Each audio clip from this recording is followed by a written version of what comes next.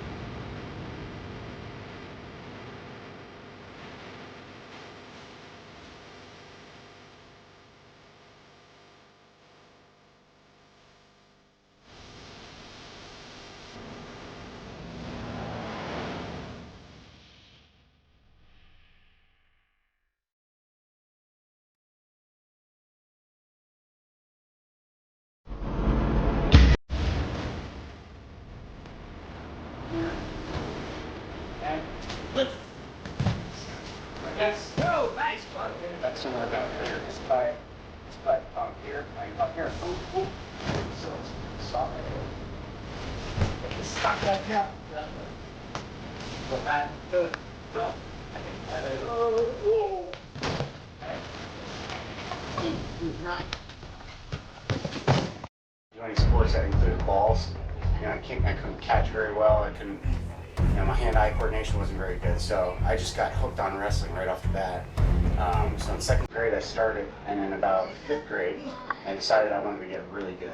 I didn't want to lose anymore. So I started wrestling freestyle and Greco-Roman, which are the Olympic styles. So I'd wrestle in the winter during folk style or high school season, you know, and that was only like 3 months. And then I'd wrestle freestyle and Greco all the way up through July. So I started wrestling like 100 matches a year, where other kids were only wrestling like a ton. And I started going to different clubs, different camps. Before you know it, in high school, I was winning national tournaments and state tournaments, and wound up getting myself a full scholarship to Lehigh. So at Lehigh, I was fortunate enough to train with some really good coaches. My assistant coach was a 2-time Olympic team member while I was in college. His name was Kerry McCoy. He was a heavyweight, a couple-time national champ for Penn State, and placed top 5 at the Olympics twice. And my head coach was an international coach for the United States. He coached the U.S. in 28 different countries, and really accomplished coach. He had a neck and an ankle injury that ended his career before he got to wrestling the Olympics and stuff. So was a couple-time national champ in the NCAA, but those guys basically developed most of my style and most of my technique. And I had one coach that I have to add in there that ever since I was 6th grade and 7th grade and 8th grade, I went to a guy named Sergey Beloglazov's wrestling camp at Lehigh. And he coached at Lehigh as an assistant, and they were only paying him like $20,000. And he was a 6-time world champ and 2-time Olympic champ. In fact, the last year he won Olympics, he bumped up a weight so his twin brother Anatoly could win the Olympics at his weight. So, and he was phenomenal, best in the world at his time. And I got to train under him. So like the first move I'm going to show today is the Polish throw. I learned that directly from Sergey, and he was the best of the best. So a lot of the moves he showed stuck with me, and the style and tenacious like level of attack all the time is how I tried to wrestle. So anyhow, while I was in college, I was a couple-time All-American. I ran into a problem with my eyes. Wound up detaching a retina and having some eye surgeries and having to wear goggles, and that caused a lot of the kind of adversity that I had to go through in college because, you know, I always had a fear that I was going to wind up being blind in my right eye, and so I was kind of paranoid, would get frustrated during matches and take it out on people and stuff. But I was fortunate enough to be able to take an Olympic redshirt year and move to Colorado Springs with the Olympic Training Center, and once again train under Sergey. He wound up, after Lehigh, when I was 13, he moved to Japan, and he was getting paid 6 figures to coach the Japanese national team, or world team. And so he coached in Japan for, I think it was 3 or 4 years, and then moved home to Russia, and wound up coaching the Russian world team for several years. And then I found out in 2004 he was coming back to the United States to coach the resident training team. So I took an Olympic redshirt year and moved to Colorado to train with him. So that was pretty cool because I got to relearn a lot of the things that I learned when I was about 12, when I was 23. And so I learned a lot more of the details and stuff. You know, he always used to say, he's like, okay, this is good for now. He goes, later we show you the real way. And I never got to see the real way because I was only 110 pounds. So I got back there and learned from him again. So that's basically my career. Once I finished in college, my 5th year in college, I could have tried to make the Olympic team. I was on the Olympic ladder. In 2004, I went to the trials and I placed 5th at 211. And a lot of the guys retired after that, so I legitimately could have done it. The guys who were 2nd and 3rd on the Olympic ladder at 184 behind Cale Sanderson, I had beaten both of them, and multiple times. So I could have done it, but I didn't want to wind up blind. And I had a good education from Lehigh, so I wanted to kind of use my brain to make a living rather than my body. So.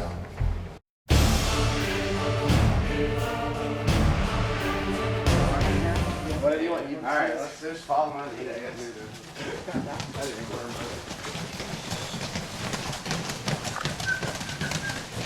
And just do right shoulder roll, left shoulder roll.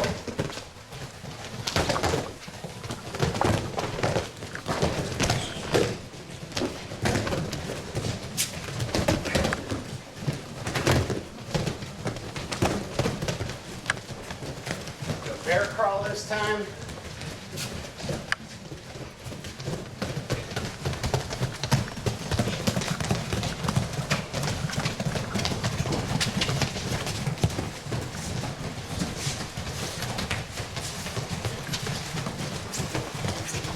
Things hurt too bad, don't do this.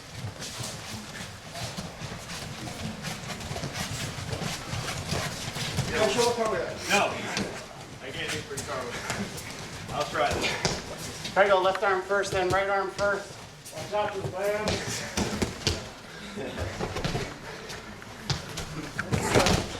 Don't break your neck. There it is. How's it going? 12, 13, 14, 15, 16, 17, 18, 19, 20. Nice handstands. Just put your feet away from, or your hands away from the wall a couple feet. And just lean here. Okay, just so you get like 10 seconds, 20, Can't do this. something like that. See, the whole idea here is what I'm doing in this warm-up is getting used to falling a little bit. Okay, so you kind of wake your body up, get aware, and I want you to work your shoulders a little bit so the shoulder muscles get tight. Shoulder's a weird joint. Anybody here like a doctor or something? The doctor's unfortunately not here today. Good, then I won't sound stupid to him. But your shoulder is one of those joints that's muscles first. Your muscles protect the joint. It's like I've had both of mine, the ligaments and stuff, get real loose. And I could wrestle Division I, everything was fine, but when I'd fall asleep, my shoulders would slip out of the joint. So once your muscles relax, now your shoulder's in danger. So what we're trying to do is tighten the muscles up so your shoulders kind of tightened up for today, so you can land on them and not hurt them. All right, do a little pec stretch. Your knees the opposite way. Your knees are ligaments first. So in your knee, your muscles can't really protect it very much. Your ligaments do all the work, that's why you blow them out right away. And All right, good. Let's do a hurdle stretch. On this one, try to put a lot of people try to stretch their same arm as the leg that's front. Try to take your opposite arm and put it on the outside of your leg. And you'll feel a stretch your IT band. And then when you grab on there, leave your arm straight and try to lean back, and you'll feel it stretch your back too. So you should be stretching your IT band, your hamstring, and the opposite side of your, like your opposite rector spina, that big muscle in your runs up and down the left side of your back. All right, other side. There's one doctor. good thing you said that line because the doctor's here. Oh, good. Okay, we'll stop talking about the anatomy stuff now. That's so far away. Ha. Look at Will. And that's how you do Will, just grab your calf. All right, apart. Let's go down the middle.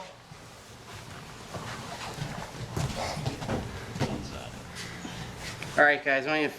Let's finish up with stretching the neck a little bit. I don't like to go on actual bridge. You can if you want to. I'll just go on my hands and knees, kind of stretch.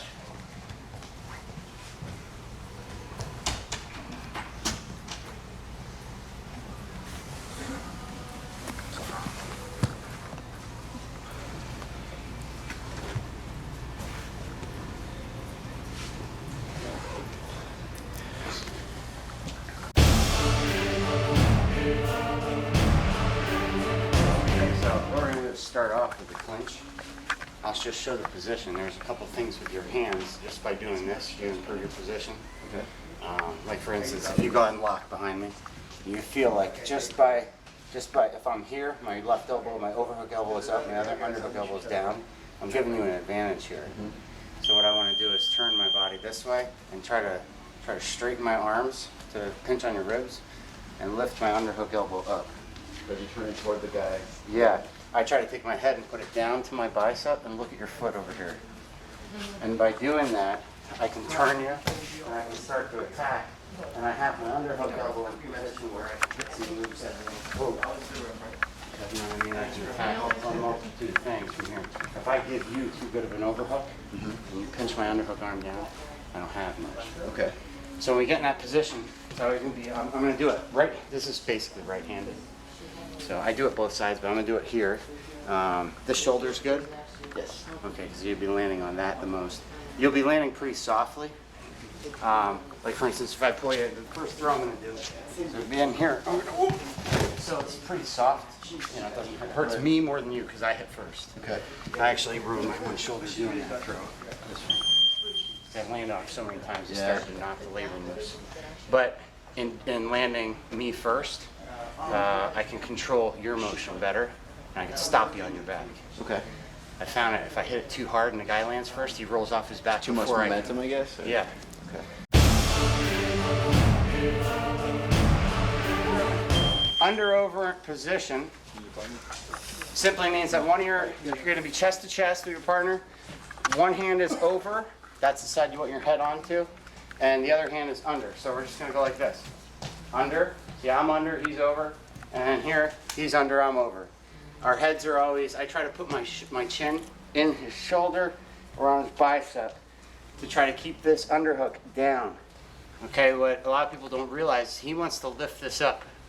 So I'm going to use my arm and my head to keep that arm weighted down. I want this shoulder to be heavy.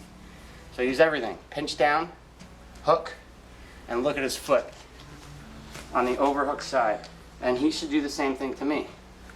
Okay, so now we both have tight overhooks and we both have crappy underhooks. Okay, so let's start with that. Okay, get with your partner, your chest to chest, and we're gonna stay right here so you can look in and kind of use it. We'll just kind of do a dance here. Let's move towards them a little bit. Okay, take the overhook, pinch that elbow down. Okay, look down towards the foot and lean on that shoulder. Okay, the side where you're looking down, the hand that's over should be in between your bodies instead of up here. Okay, so you're in this position. The side where you're looking down on the overhook, you should be looking just past your overhook elbow towards his foot and your foot. You want your foot front on your overhook side. Okay? So I'm looking at his foot and I'm looking at my foot and I'm leaning down and he's leaning down. And so it's kind of like we're both in an equal position here. It's a stalemate sort of. Now what I want you to do is take your underhook and start to point that elbow up towards the horizon like this. Okay, against his will. He's going to try to pull it down. You want to try to lift it up. Okay, go ahead and pull that down and lift yours up. And that is the chest to chest under over battle right there. That is the battle for position. So you just learned what you want. You want your overhook down, your underhook up. You want to lean down on his shoulder so he can't lift you up with it. He wants to lift you up on his shoulder. The reason he wants to lift you up with his shoulder, does anybody know? Balance. Balance, okay. Even more important. Your feet get lighter? Feet get lighter, that's getting close. Now watch, put your feet away from me. Okay, watch what happens if I lift them up. See how his legs come in? So wrestlers are always going to want to try to get their shoulder underneath the other guy like that. See how I juked my shoulder down there a little bit? Kind of like lean down and get in that position we were just in. Okay, I got my overhook forward front, or foot forward. Okay, and I'm going to lift and slide my shoulder down. Now I'm under him, which means I can lift him and I can attack him, and he can't stop me with his shoulders because I'm already under his shoulders. So I beat him here. And what he needs to do is lift me and slide his shoulder down. So now we're back in position. Okay? This is where all our moves are going to come out of. But it's important to know that that's not just we're not just dancing out there. You know, we're trying with everything we got. We know what we're doing with our feet, and it's for a reason. You're using your head to weight down. You're using your overhook to weight down. Sometimes you'll push his hips away, and overhook again, and your underhook should be up. The elbow should be up, not your hand. Okay? That's your goal. Now when I show you the clinch, which is just a lock, it's gonna resemble the exact same thing, except it's sort of easier because your hands are locked. And a lot of people don't know this one little trick, so we should have an advantage. But play around with that a little bit with your partner. Try to get that advantage. Move him around. Pull, push, lift. Try to get like Fadi right there, Fadi. Stop, stay right there. Stay right there. See how this shoulder is down and under? He's got you beat, sort of. Yeah. Body's going down. So what you want to do is get your hips back, push his hips away with your left hand, push him away. Now lift him and slide your right shoulder under him. Now you've got his shoulder beat. Do you feel the advantage? Yes. You guys see what you're battling for? Yeah. That's exactly the battle that you want to be in there. And then you know what you're doing and you're kind of contending for a good position. Okay? Play around with that a little bit. Go back on.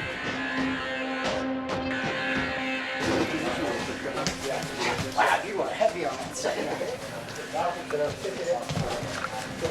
That's another way you slip your shoulder. See, I got your shoulder beat a little bit. Yeah. See, I dropped to my knee. So I couldn't lift you. Yeah, this knee, my back knee. But watch, you were so heavy. Go ahead and get that heavy. I can't lift it, so I dropped under you. And now I just took a little bigger bite on your back, and now I got your chest sticking in. Even though I couldn't lift you, I kind of held you there for a second. I couldn't lift you up, so I just dropped under you. Perfect. That was And sick. it's really quick, like you hardly noticed it. Yeah, well, I noticed I was in. Something happened, but yeah, it's fast. So, that's it. You feel it? Yeah. So it's a matter of inches, it makes a world of difference. That's looking good.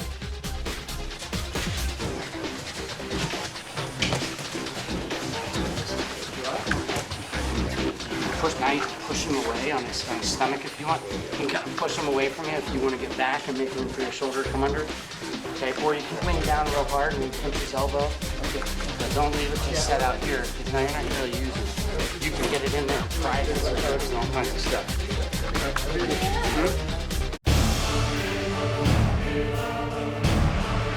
Okay, here's a little trick. Here's a little trick that's going to be helpful. Dave? Sir. Okay. I met so many people today. I understand. Dave, okay. All right, Dave's got really, really heavy overhook position on him. And he's got my shoulder beat. Or he's got my chest beat with his shoulder. And I can't lift him up at all. I mean, and this actually has happened. I tried to lift him and I couldn't lift him. So I had to troubleshoot. If I can't lift the guy up, but I want my shoulder to be under him, what could I do? Drop. So what I do is try to lift like this and drop. I drop my knee to the ground just for like, it's probably about 7/10 of a second, and I'm back up. It's not even a second. So go ahead and get real heavy. And what I'm gonna do is contend to get a little bit like isometric pressure and drop. Now my shoulder's under his and I'm right back up to my feet. So watch my shoulder. Watch this position right here. Go ahead and beat me there. He's got me, his shoulder's under me. Now my shoulder's under him. So I just beat the position. If this were a real match, I would drop and lock immediately. Okay, so we're in that position again. He's pulling down, he's got me beat. He's got me, he may even have me drastically beat like this. Go ahead. Come up and lock. And now I got him, I own his hips too. Okay? Try that dropping your knee. You're dropping in the back knee. The knee with the underhook, you want to drop that side. So drop, pop right back up, and try to hit him in the chin with your shoulder. And that'll push him back. Yeah. You're not changing your footing, right? Footing's No, the same. watch. Footing's here, overhook legs front. He's got me beat, go ahead. Lift, lift, lift, get a little pressure to even things out. And then I drop, and then I come up, and I want to shoulder up into him. That leads him back. Okay. And I would lock right there. Okay, go ahead and give it a whirl. Chest, yeah. You want it, in general, you want to be a little more, your pressure's coming this way, right? Yeah. Like, you want to be, right now we're dead even. Okay. If I get like that, I'm going to okay, so you want to try to drop it, and slide it from like here to there. Now when you come back up, you're going to push me backwards.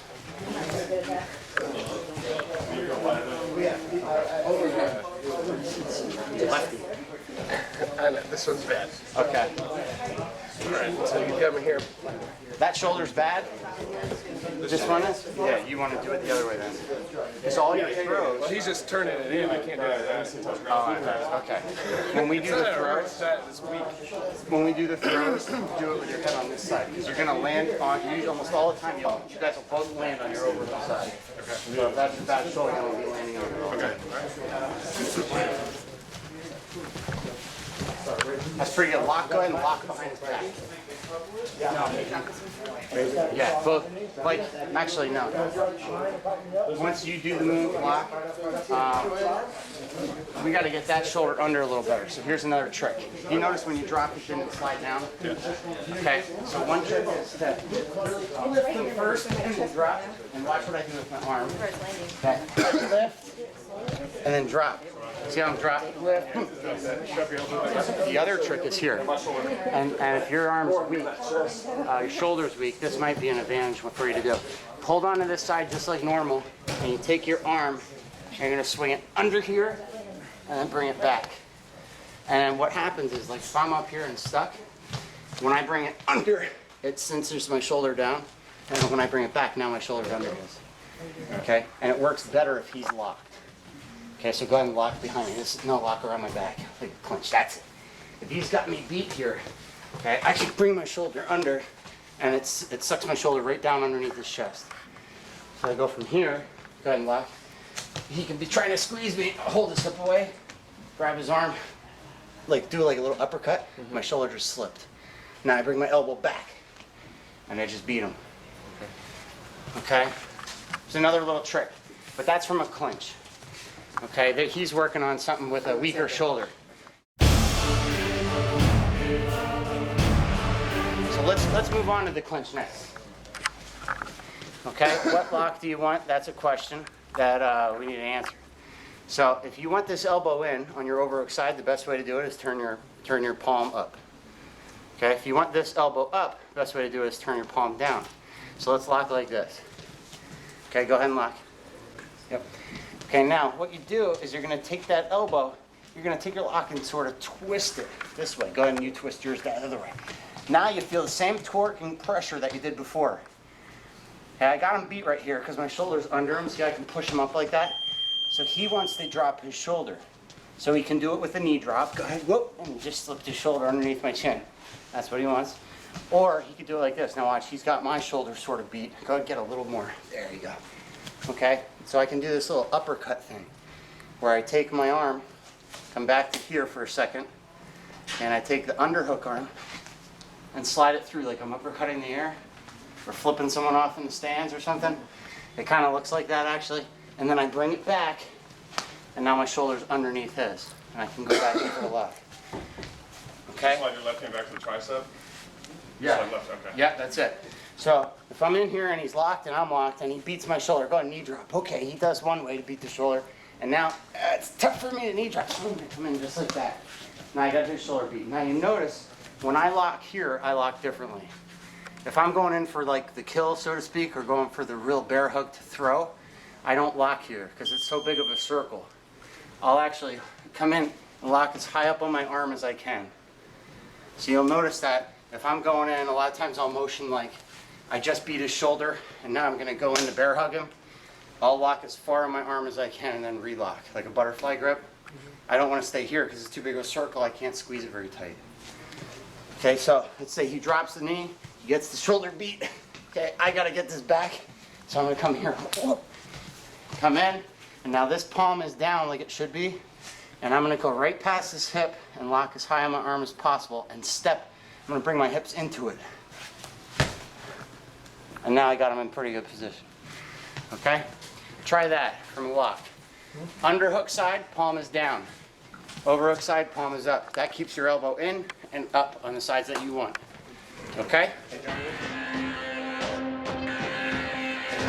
Yeah.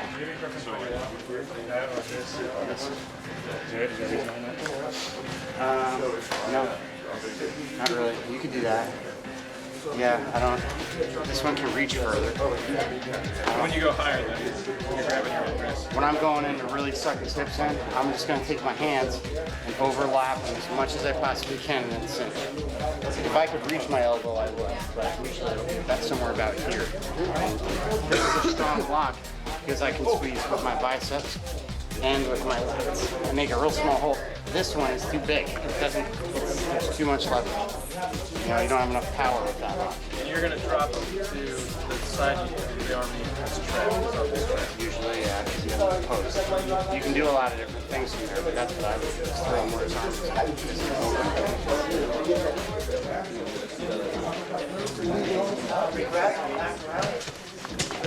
That's it. Now, once you get that lock, and you're going in for the kill, so to speak, yep, there are two schools of thought. One is to step your right knee all the way around his leg on that side. Bam. And now, don't hook though, just push it down on the ground. You're going to use your knee like a shelf. Take your ball kind of in from the back and take your head over his knee. Yep.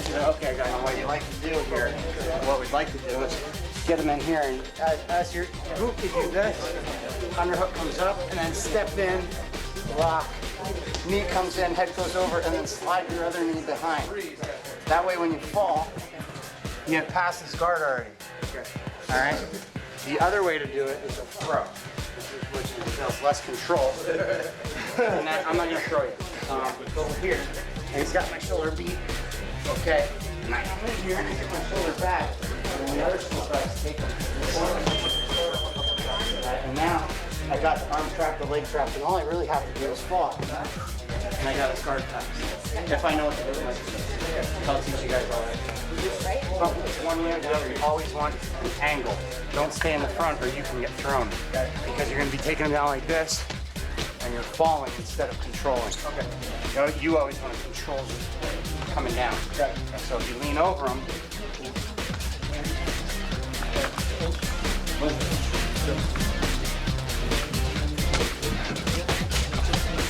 head down, go through. Yep, that's it. So by sneaking that left knee in there, and when you got to lean back, you can It's firm. You can't go anywhere. It's moving. That's all. And I just, once I get that knee in, I just drop straight down.